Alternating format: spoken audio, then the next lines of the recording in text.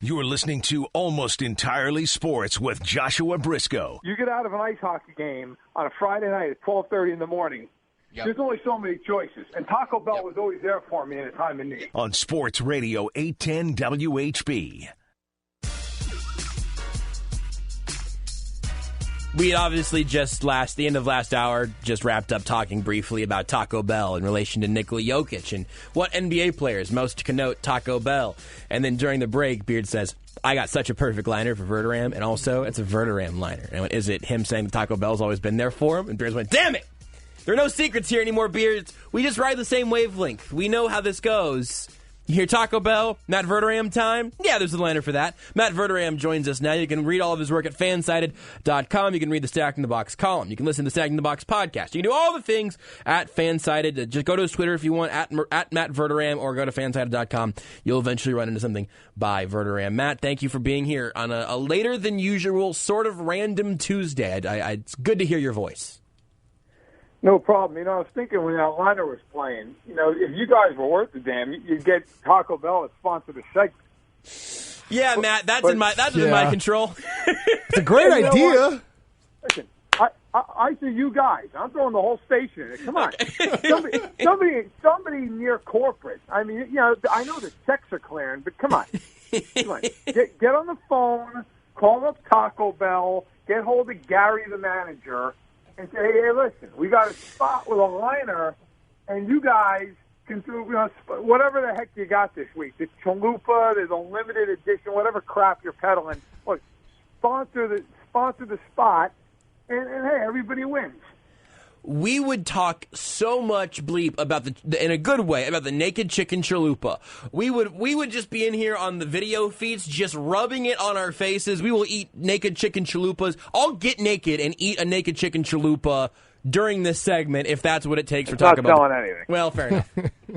You know what? Don't yuck somebody's yum, Matt. What? Taco Bell's always been there for you. Maybe I'm here for somebody else. Go ahead, Rudy. All right, fair enough. I was trying to think of when they had was it the fourth meal or the after fourth hours? Meal. It's just Absolutely. it's the fourth meal with Matt Verderam. We could late night. We could sign off with, instead of Liv Moss, it's Liv Matt.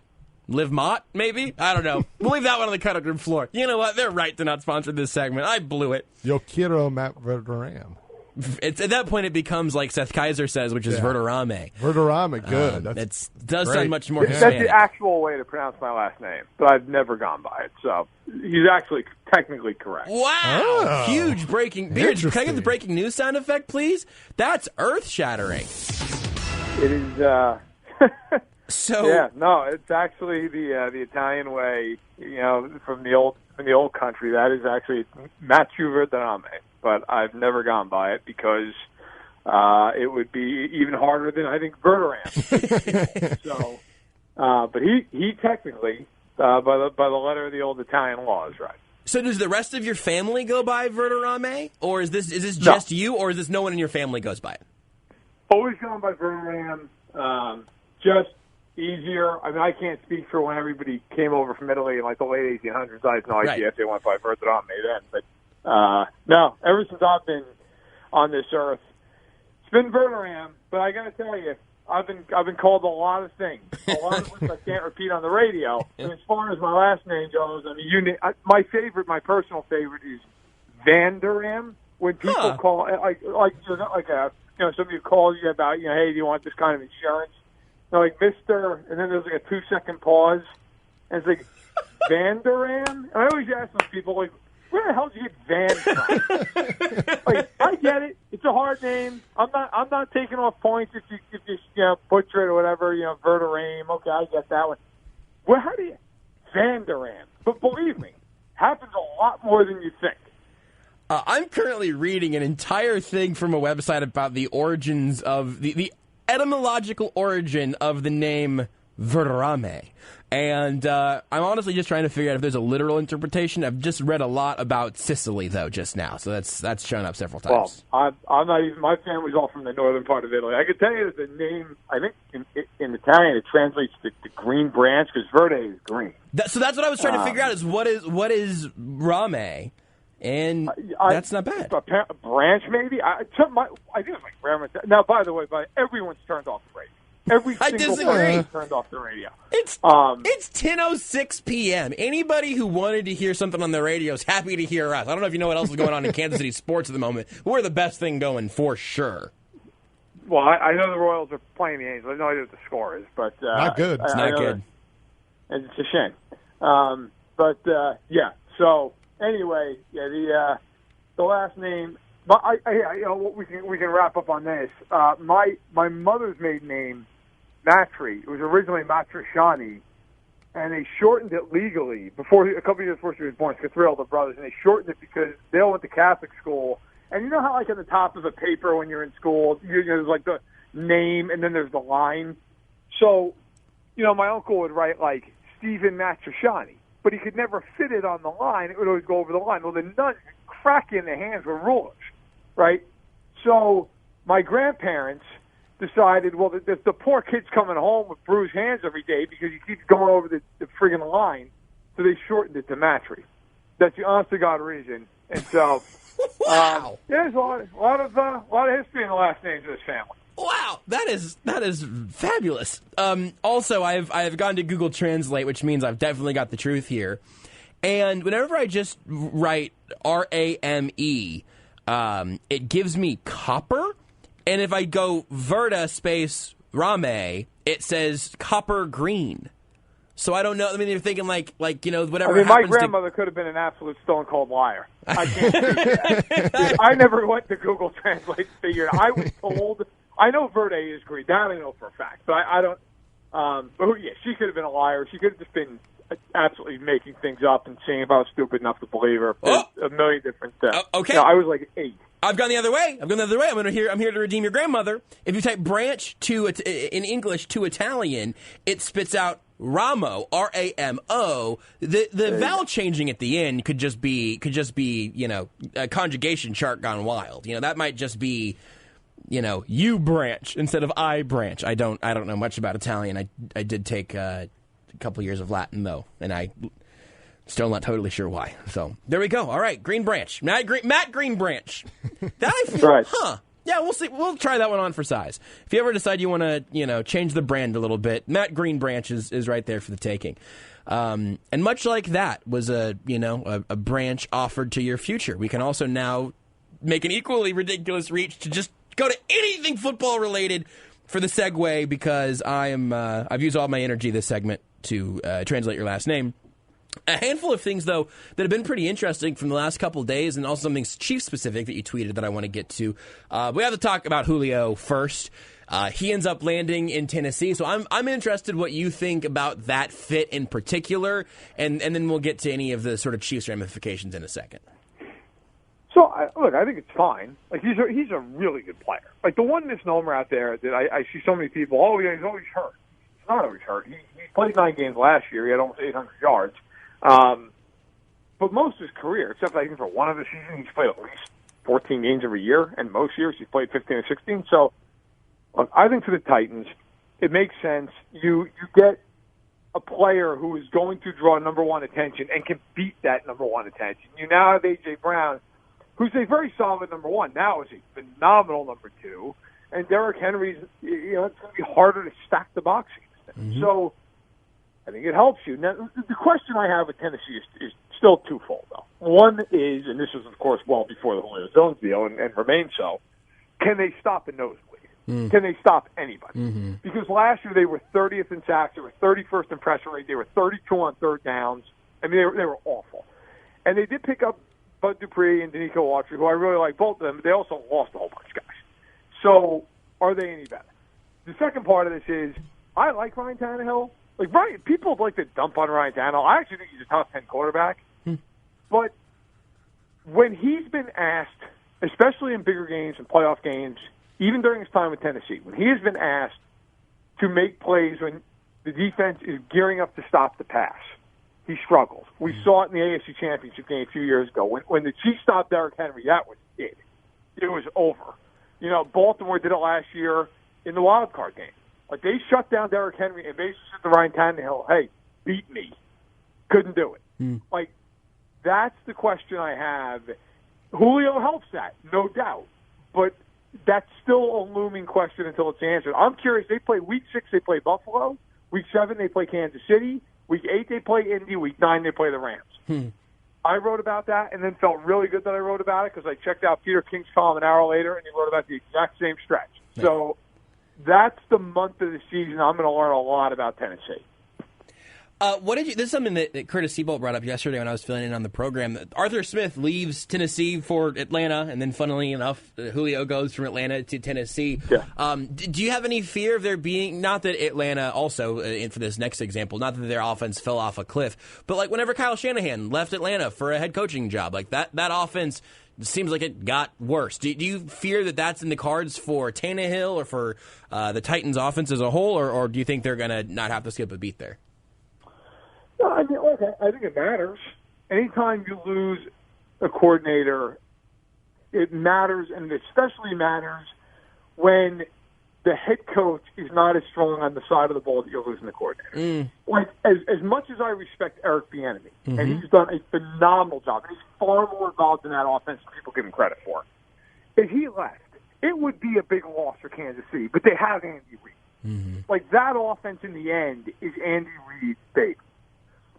If they lose Steve Spagnuolo, I think it's a much bigger deal for the Chiefs in the sense that he is the defensive mind on that team. Yeah. He is where the buck stops. Yeah. In Tennessee, Vrabel is a defensive guy. Obviously, a very good linebacker for years in New England, and even a cup of coffee in Kansas City and Pittsburgh. Like he is a defensive guy, and so Arthur Smith was the head coach of that offense.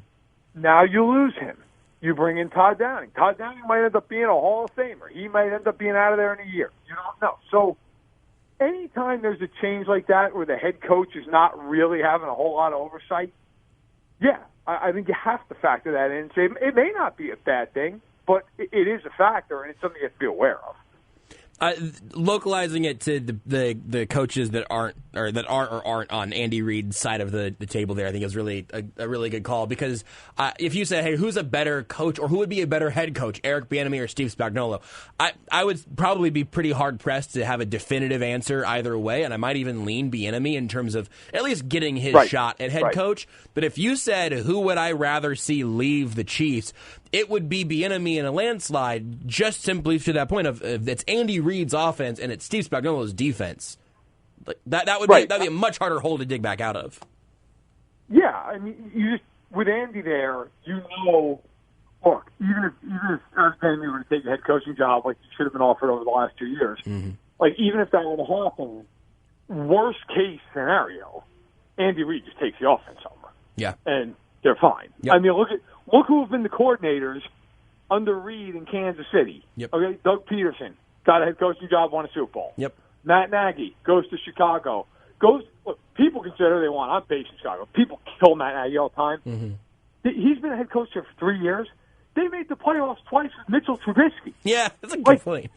I mean, I'll tell you right now, Matt Nagy got fired. He'd have a job tomorrow in the NFL. And then Bieniemy, who I would argue has the most successful tenure of anybody as a coordinator. Of course, he's also had Mahomes.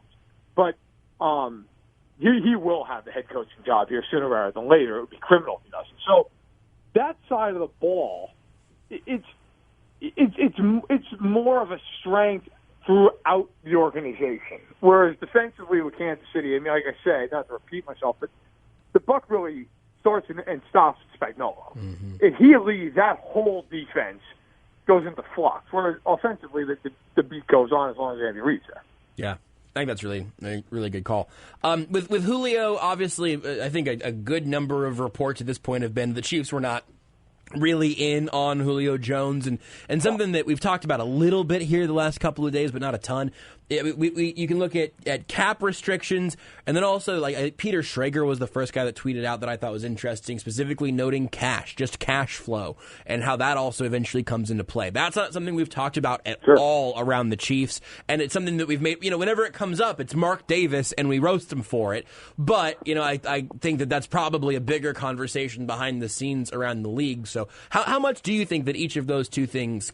If we say the Chiefs would like to have Julio in a vacuum, you look at the cap and the cash flow and then also the need and the draft picks. What do you think all came into play there? So I reported a couple of weeks ago when this stuff really started with Julio Jones. I had a source close to the Chiefs tell me, look, it's a question of finance. They were not going to pursue Julio Jones, and that bared out to be true. They never came off that stance. And I'll be honest with you, I was a little leery of really coming out strong with that because the Chiefs are so aggressive. Yeah. That I felt like if in the 2 weeks, like if they had extended Tyrann Mathieu and opened up $12 million in cap space, I could have pictured the Chiefs just being like, you know what, why not? Yeah. Let's take a shot. But that was something that, the day it became, I think this is actually the day where he went on FS1 unwittingly. I reached out and was told that. But, I can't speak to Peter's report, and obviously, Schrager does an excellent job about talking about whether or not they have cash. For people who don't know, and maybe there are some people out there who don't know, in the NFL, since the 80s, when you sign a player to a contract, whatever the guaranteed money is on that contract, it has to go into escrow immediately.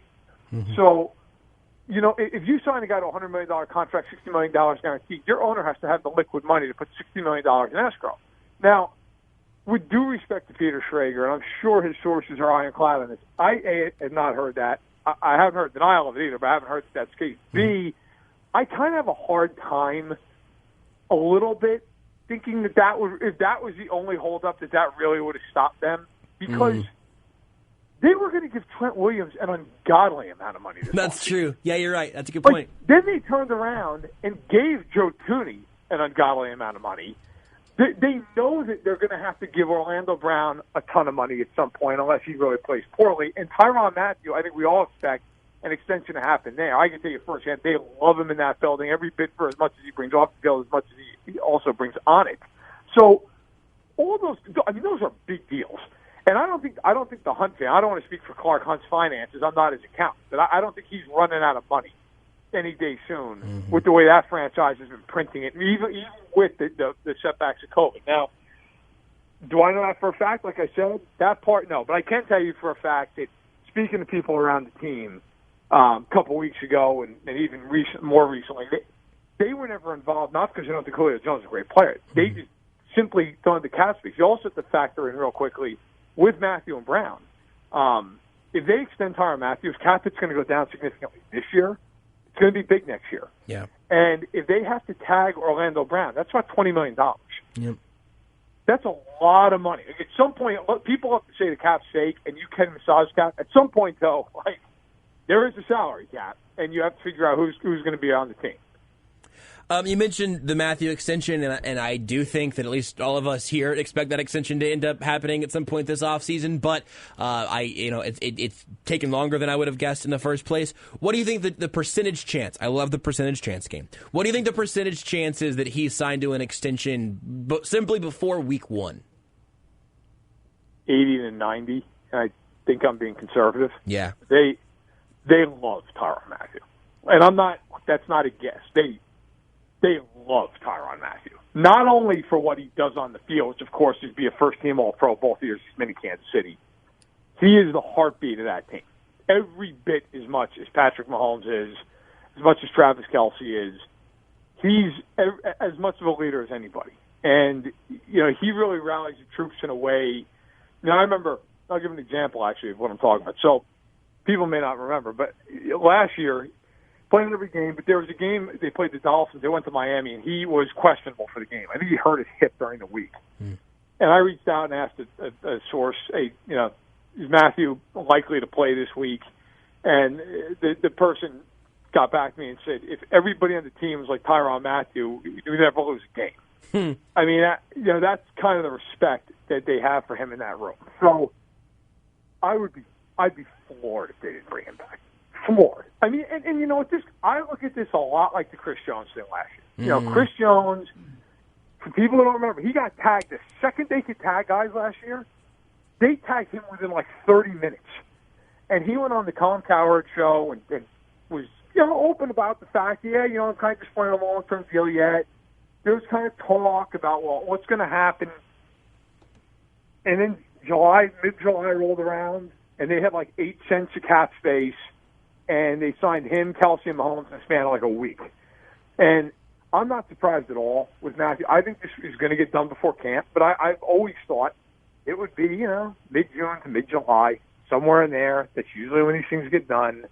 And, you know, they know what it's going to cost. They're not dumb. They know he's going to be right at the top of the highest paid safeties in the NFL. And it's just a matter of how do you want to structure it. You know, do you go 3 years, you go 4 years, and how much funny money's in there, how many incentives. These teams, I remember last year with Jones, I wrote a piece in February saying, look, he's going to get about 4 years and $80 million. I mean, you just have to simply look at the market and where these guys, I mean, and he ended up getting 4 and 80 with 5 in incentives. I mean, it's not rocket science. I'm sure Brett Veach and Brant Tillis and all these guys, they know what they're going to have to pay Tyrann Mathieu, and it just comes down to sitting down and hammering it out. Yeah. Do you have a feel for what? Because, I mean, I agree that they are going to know what the range is. Do you have a feel for what the range or even, like, length of years might be? Because that's the one thing with Mathieu that's a little interesting, where he's older than Chris Jones was at this point last year.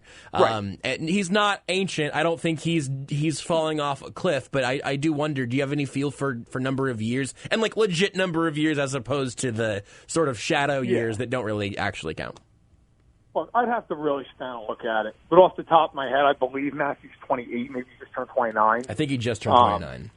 Yeah, so look, I think he's got this year left. I would expect the Chiefs, to sit down. And, again, I'd have to look. I know Landon Collins' money is way out of whack with the rest of the safeties. He got something like $86 million. And, I remember it was funny, actually, when they were both a free agent at the same time. And a lot of people thought Collins was going to go to Kansas City because it's Taj Spagnuolo. And they ended up getting Mathieu. But his contract's kind of an outlier. Like, I think Matthew's going to get a touch more like a Justin Simmons. I'd have to look at it, but I think you're probably looking at something like 4 years extension, 12 to 13 million a year. Something like 35 guaranteed. Again, I'm not sitting there looking at the table. Sure. I'd give you pretty much exactly what I think, but something in that ballpark. And I think the extension is probably going to be like, okay, this year obviously he's going to be there. The first 2 years of the extension, he'll definitely be there. It'll all be guaranteed money. And then like the third year would be a year where if they had to move on, they could. It would kind of sting a little. And then the fourth year is basically a team option. I mean, that's kind of how the Chiefs structure a lot of their big extensions. Yeah. So, again, I would just be here's another reason, by the way, and maybe the biggest reason. If he was the only big free agent that they had next year, they could theoretically just say, hey, look, we're just going to play it out. Yeah. We're going to tag him. And you can't do that. No, not an option. Orlando Brown. Yep. And by the way, if you don't think Tyrann Mathieu, his representation knows that, you're insane. Yeah. They have the leverage here because Kansas City, from my understanding, from what I've been told, they expect to play out this year with Orlando Brown. And Orlando Brown is fine with that. And I think it's kind of this is going to be your first full year left tackle in our system. Let's just see. Let's make sure everything's good. We're not in a huge rush. We're fine. We'll work it out. It's fair enough. But if you're going to do that, you can't go into the offseason with Tyrann Mathieu and Orlando Brown as a free agent. Because if either one of those guys hits if Tyrann Mathieu's another first-team All-Pro season and gets the free agency, even if he loves Kansas City, you run the risk of some team that has just a gob of cap space coming in there and going, we'll give you $16 million a year. We don't care. So I think the Chiefs are, for a few reasons, and this is certainly among them, very motivated to sign Tyrann Mathieu to an extension and not play around with this and not end up having a situation where you're going, oh, my God, are we going to lose him to the Raiders because they have the need in the state? I just can't. Brett Veach has always taken care of the stars on that team. Yeah. If you look at Brett Veach's history with the Chiefs, they go big game hunting. They believe in having a bunch of stars on the team and then figuring out the rest of the roster. It would be everything that he's not, or at least that Veach has shown to be. It would be against every principle he has. To not sign a star player when the Chiefs have kept all their star players over the years since he's been the general manager. This is sort of interesting, and it's a little bit of a tangent, I guess, from that.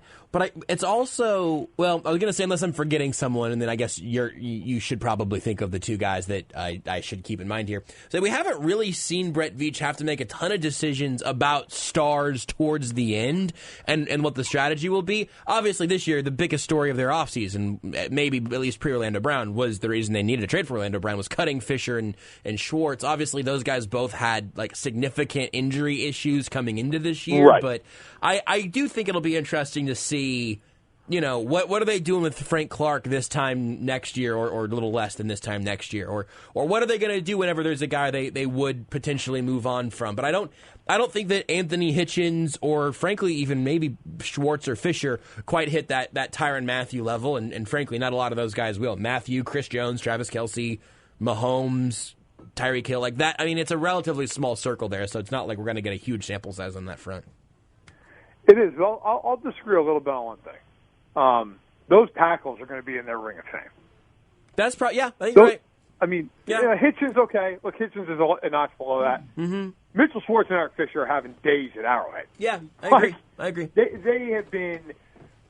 Fisher, you know, had a little bit of a longer career there, but Schwartz was just so integral to that team. I'd be shocked. But look, the point stands. You're right. I mean, Veach has never had a situation truly where a guy's been healthy and been a major contributor to this team, and what are we going to do? Yeah. I mean, that's true. And I expect, look, over the years ahead with Kelce, I mean, obviously right now he's peaking his powers, but there might come a time where he's 34, 35 years old. What do you do? But I got to say, you know what? If the NFL's history says anything, the Chiefs will probably move on. Mm-hmm. Like, that's just, I'll tell you right now, you mentioned it. If Frank Clark doesn't play well this year, there's a good chance this is his last year in Kansas City. Yeah. So look at the cap. Yep. I mean, and that's not inside information. I mean, that's just common sense.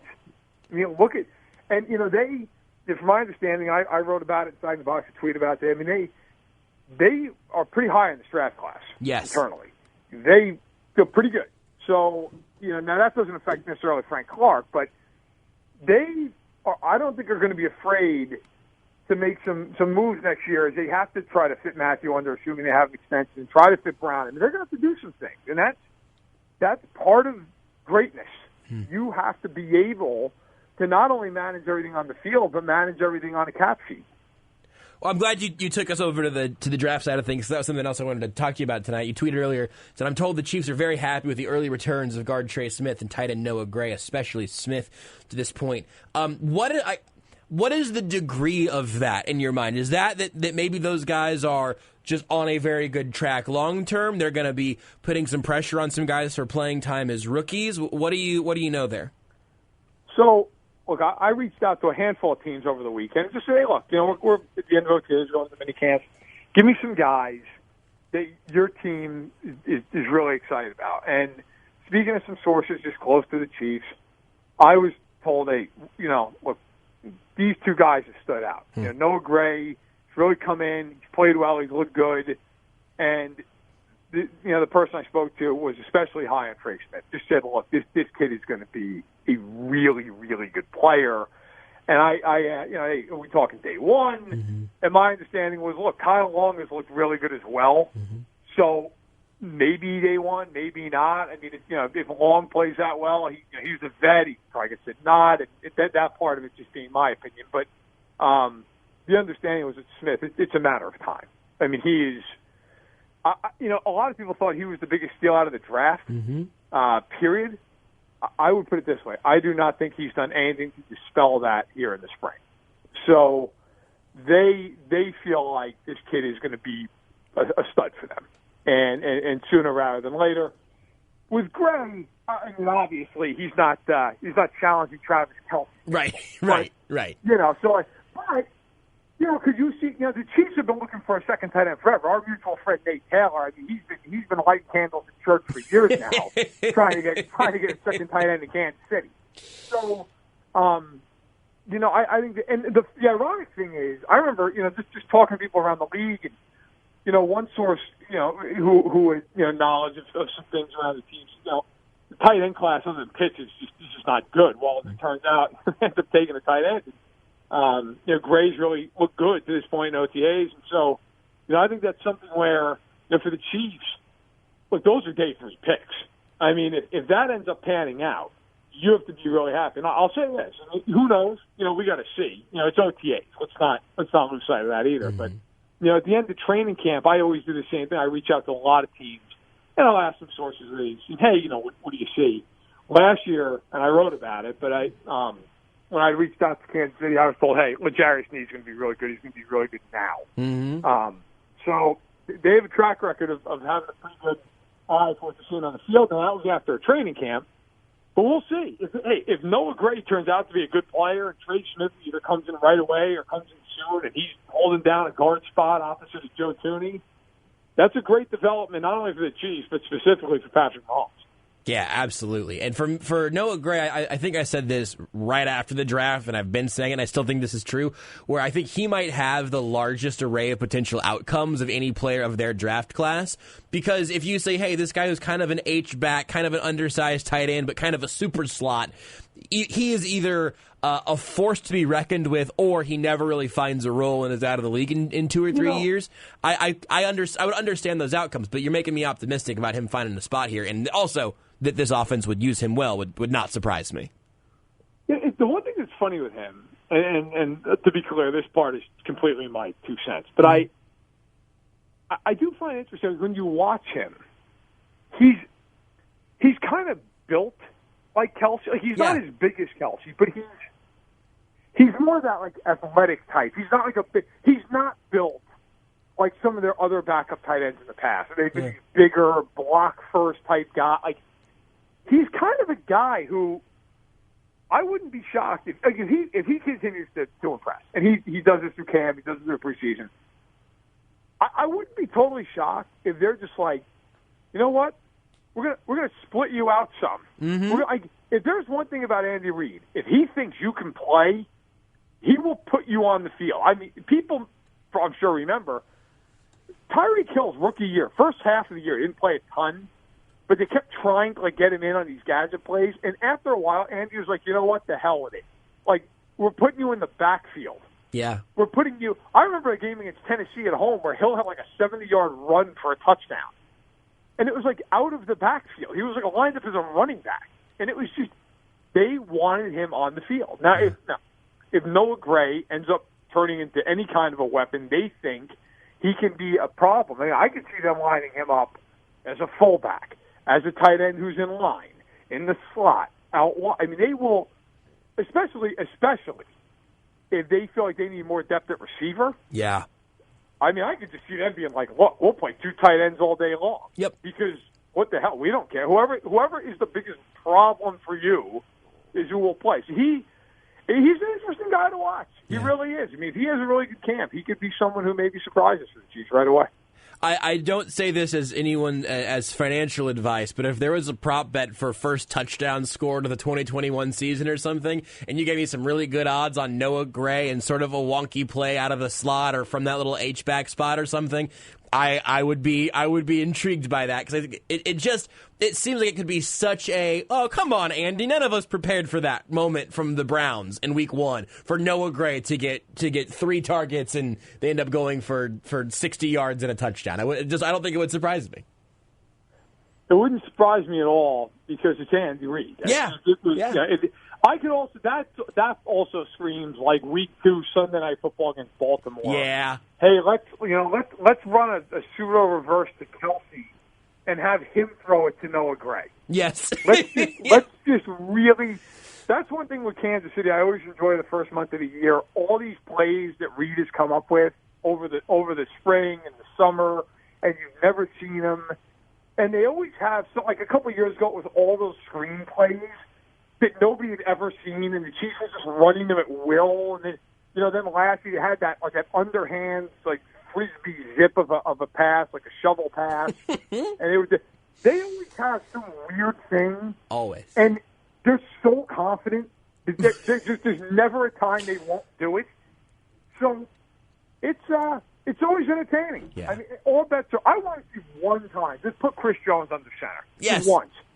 He's been begging for it. Give the man his do it in a game where you're winning by 30 points. We just put them in and say, look, Chris, none of this screen stuff. We're up there. Drop back, take a 7-step drop, and just let that mother go. Just whip it and see what I get it. The other team would probably want to fight them at midfield after that, but I would pay good money to see that happen. Just once. I mean, why not? Let's have fun. I'm here to contribute to the GoFundMe. Thank you, Matt Greenbranch, for joining us tonight. Always wonderful to talk to you, including getting to the origins of your apparently perpetually mispronounced name. It's a circus. Thank you. So I don't know if that was about your last name or about this show, but either way, very accurate. Matt Verderame of Fansided. You can follow him on Twitter at Matt Verderame or at Matt Verderame or maybe at Matt Greenbranch. I feel like at the very least you ought to just get that Twitter username just in case he ever wants to do the little brand refreshing. Because Matt Greenbranch might end up being like his Screen Actors Guild name. You know, a lot of SAG actors have to change their name because there's already there was already a Michael Fox. So Michael J. Fox throws that initial in there, bada bing, bada boom. It's why Tucker is Tucker D. Franklin, except for that he wanted a better Twitter handle, and Tucker Franklin was taken already. I think Matt should just keep Matt Greenbranch. Just keep it on the board. We'll take a break, and then whenever we come back, I don't know, we'll talk about something else here on Almost Entirely Sports. This is Almost Entirely Sports with Joshua Briscoe. Beards, hashtag give Josh the meats. Oh, boy. On Sports Radio 810 WHB. Just saw a tweet that our friend Tom Martin just retweeted, an old tweet from 2014 by John Boyce. He tweeted, "Why watch overtime playoff hockey when you can simply snort cocaine and ride a motorcycle out of a helicopter?" Did you say a motorcycle? Sure. Did you mean to say motorcycle? No, but I think a motorcycle is what's currently in the studio with you, making that noise. There's nothing more Rudy is currently watching playoff hockey. On edge than playoff overtime hockey. Because it's one goal, sudden death, it's chaos, it's fast pace. It's hard to watch if you're involved in it. Great to watch if you're not. Because your Avs were up 2-0. Yeah. And it was 2-2. Very quickly. And now they're going to overtime. Yeah. Were both of those goals in the third period? Yeah. Start of the third period, in about a 4-minute span of each other. Just two very poorly timed, just bad turnovers that just led to Golden Knights players just one-on-one with the goalkeeper and didn't work out so well for them. And then they just couldn't really get anything going offensively. It was a bad third period. So we'll see what happens. Here's something that happened. Yankees pitcher Garrett Cole had a press conference today. I'm not going to tell you anything else. I think. Well, you know what I will tell you? Well, I'm going to give you a little bit of context because the question the reporter I think uses he uses the brand name of what is essentially a sticky tack sort of pine tar sort of thing that the pitchers across the league seem to be using at an increasingly high clip. There was an SI story about it a week or so ago, and honestly, whenever we talk about like pitchers being too good for hitters and hitting being impossible right now, if Major League Baseball cracked down on that a little bit, it might actually level up the playing field a little bit. And Garrett Cole was asked a question that you'll hear in this audio, and he had a response. And have you ever used spider tack while pitching? I don't know. I don't know if I don't quite know how to answer that, to be honest. I mean, yes, there are customs and practices that have been passed down from older players to younger players, from the last generation of players to this generation of players. And, I think there are some things that are certainly out of bounds in that regard. And I've stood pretty firm in terms of that, in terms of the communication between our peers and whatnot. And again, like I mentioned earlier, this is important to a lot of people that love the game, and this is including the players in this room, including fans, including teams. And so, if MLB wants to legislate more stuff, that's a conversation that we can have, because ultimately we should all be pulling in the same direction on this. This is an important conversation. I'm glad we're having it. Woo! Well, can you play the very, very beginning there, Beards? The question here from the reporter, because I didn't even hear it very clear this first time, is have you ever used spider tack, I think, in a game, he says. And have you ever used spider tack while pitching? I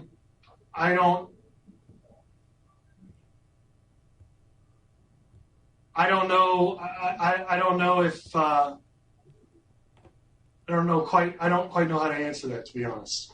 Okay, Beards, go ahead. Understandable. There is a full 10 count from question being asked to him saying, I'm not sure how to answer that question.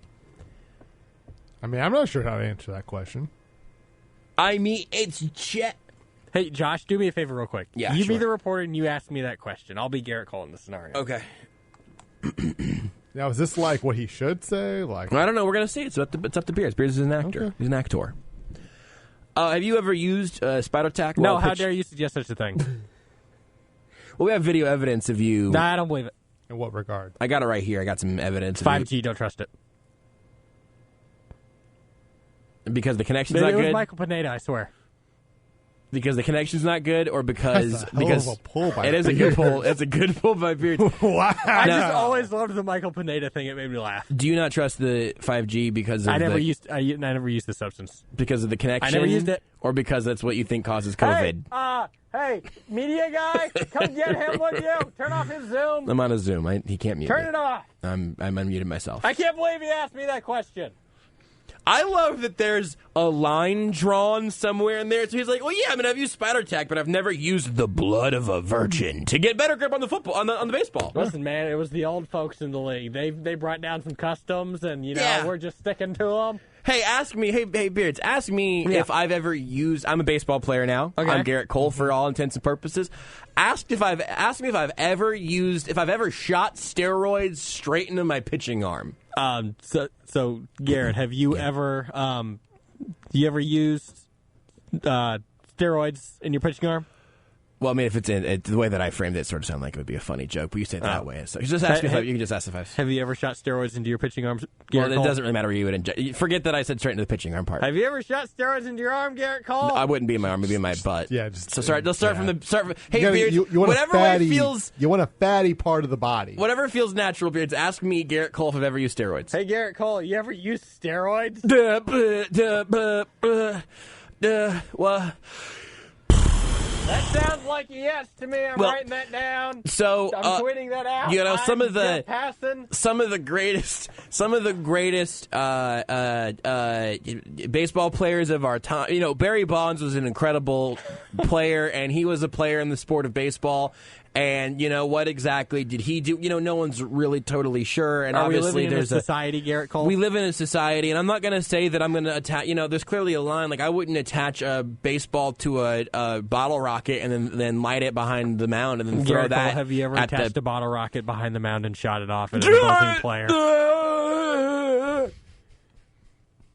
You know, I'm not going to say that I know everything that's ever happened in a dugout, you know, and I don't know that I've ever, you know, maybe there's even been a time or two, or maybe I've, you know, put on the wrong person's hat and it's just had some spider tack right there, and maybe I've used it, and maybe I've loved the way that it works on a baseball, and I love the way that it feels, and it makes me a better pitcher, and it makes me a more confident man, the spider tack. Maybe that's happened. It'd be really hard for me to say one way or the other, though.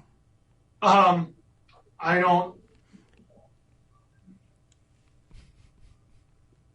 don't know. I don't know if I don't quite know how to answer that, to be honest. The answer is yes. Beards, keep that audio clip right there really quick. Uh-huh. I'm just going to point at you. I want you to play it again. Okay. So, you guys thinking about getting married soon? I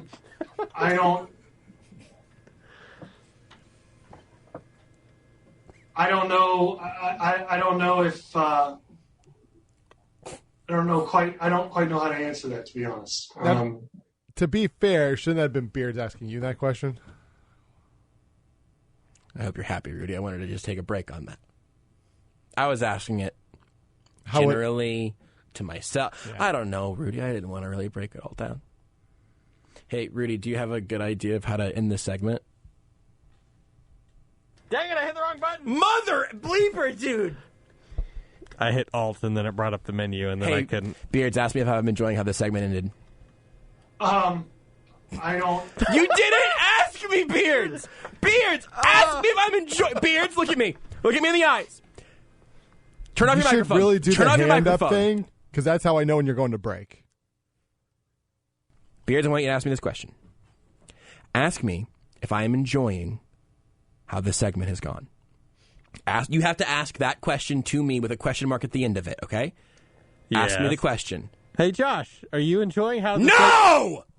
This is Almost Entirely Sports with Joshua Briscoe. The good news is whenever I hung my head in shame there, I did find the pen I was looking for. It had fallen into my lap. So that's a pretty big victory for all of us. On Sports Radio 810 WHB. Beards, how quickly can you get that Brett Veach line that we were discussing during the break? Quickly. Don't play it right away. Here's what I want to lay out here, is that Beards said he told Rudy and I during the break. This show's better during the break than it is during the segments. He told us that he had to just grab a liner because he forgot about it until like 30 seconds left. And so I wanted Rudy and I to guess which one it was going to be. And we both thought it was going... You don't have to play the full liner, Beards, if you can just isolate. I've got it perfect. We both thought it was going to be the shortest liner we have, which is Brett Veach making kind of a burping sound. Beards, don't play it yet. Make the sound yourself. Play it. Yeah, he has it nailed. Now, Veach, then you, Beards. Oh, that's not as good. That wasn't as good. Take another pass at it. I'm losing it now. You're drying out. I'm losing it. It's sort of a wet... Play it. Why'd you play it twice? I don't even remember. I was from like a draft press conference like a full year ago. I don't know. Hey, if you like this show, make sure you subscribe wherever you get your podcast. Tell somebody else about it. Why don't you make that your homework for the day? And we'll do it again tomorrow night. Also 8:30. I got baseball tonight at 7:30. Blame baseball. And then we're on from 8:30 to 11 tomorrow as well. Also, have a real treat for you on tomorrow's show. But if you want to know what it is, you're going to have to be there for that. Until then, bye, Mom. You're listening to Almost Entirely Sports with Joshua Briscoe on Sports Radio 810 WHB.